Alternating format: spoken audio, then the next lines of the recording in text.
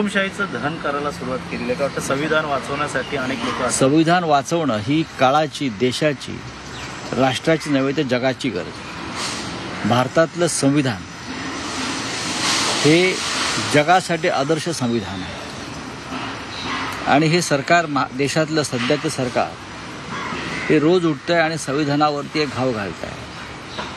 संविधान आज विकलांग झालेलं दिसतंय. हे सर्वोच्च न्यायालयानं सुद्धा मान्य केलं आहे. या देशातल्या संविधानाला सगळ्यात जास्त धोका राज्यकर्त्यांपासून आहे.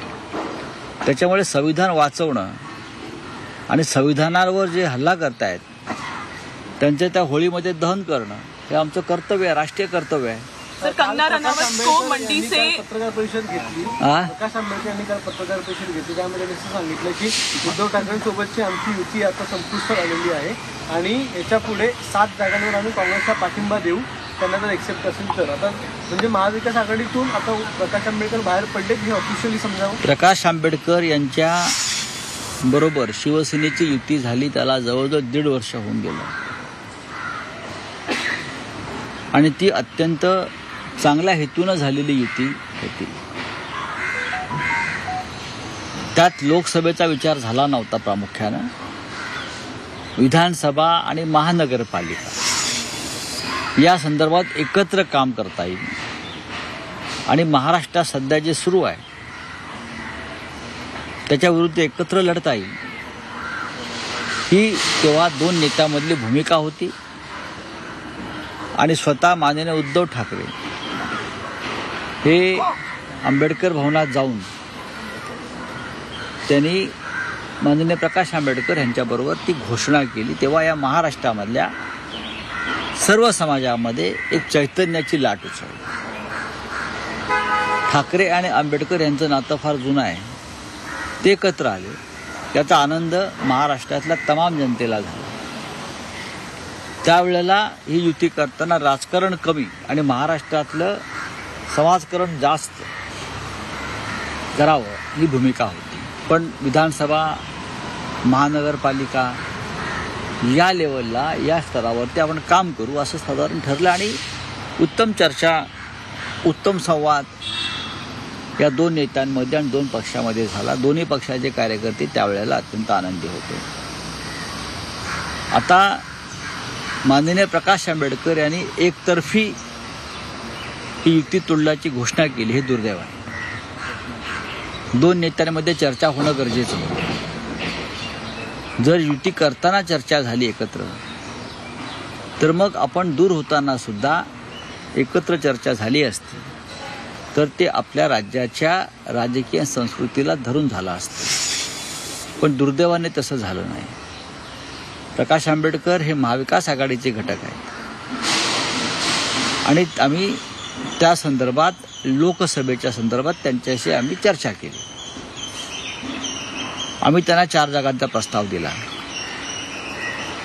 हा 4 जागांचा प्रस्ताव कायम आहे आणि आम्हाला आजही वाटतं की राज्याच्या नव्हे तर देशाच्या हितासाठी डॉक्टर आंबेडकरांनी जे स्वप्न पाहिलं या देशामध्ये मजबूत संविधानाचं, मजबूत लोकशाहीचं, ते संविधान आणि ती लोकशाही संकटात असताना प्रकाश आंबेडकर यांच्यासारख्या डॉक्टर आंबेडकरांच्या वारसदारांनी अत्यंत महत्त्वाचा निर्णय घेणं गरजेचं आहे. जागा वाटपात एखाद्या दुसऱ्या गोष्टी मागे पुढे होऊ शकतात पण शेवटी आंबेडकरांबरोबरची युती हा फक्त राजकीय विषय नसताना भावनिक विषय आहे. आम्हाला खात्री आहे की प्रकाश आंबेडकरजी म्हणजे बाळासाहेब आमचे हे त्यांच्या निर्णयाचा फेरविचार करतील. कारण तमाम जनता या राज्यातली, दलित, शोषित, वंचित, त्यांच्या भावना या प्रकाश आंबेडकरांच्या निर्णयाशी जोडलेल्या आहेत. त्या सगळ्यांना वाटतंय आपण एकत्र येऊन संविधानाचं रक्षण केलं पाहिजे. शिवशक्ती भीमशक्ती आतापर्यंत टेकली, मात्र येणाऱ्या काळात आता शिवशक्ती आणि भीमशक्तीला घेऊन कशाप्रकारे पुढे जाऊ शकतो? बघा, शिवशक्ती म्हणजे एका व्यक्तीची शक्ती नसते आणि भीमशक्ती ही सुद्धा एका व्यक्तीची शक्ती नसते.